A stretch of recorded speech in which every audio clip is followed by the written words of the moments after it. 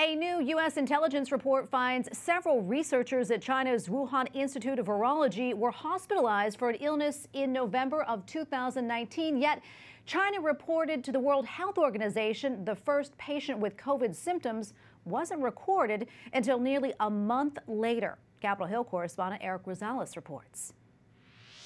One thing's for sure, this new intel report about the Wuhan lab workers becoming sick is fueling more questions about the origin of the coronavirus. Senator Mike Braun tells me about a year ago, he and others were ridiculed after they brought up the idea that the virus might have been made up in a lab, but not anymore.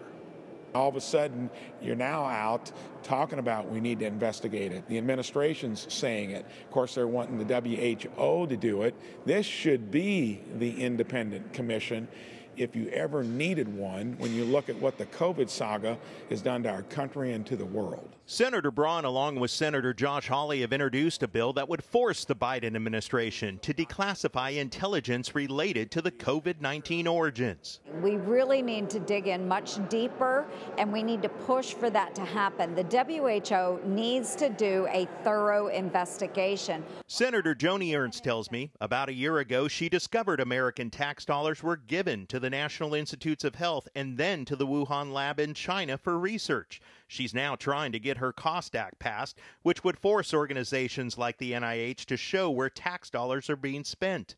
China is pushing back, pointing to the World Health Organization's conclusion back in January, which found the virus was likely to very likely be transmitted from an animal reservoir to an animal host.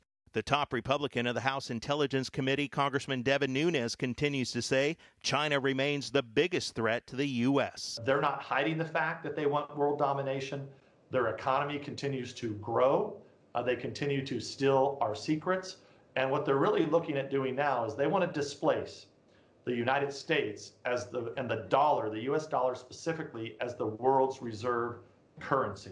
As the investigation continues, listen to this. Scientists at the Wuhan lab now say that they've discovered a distant relative of the virus that causes COVID-19.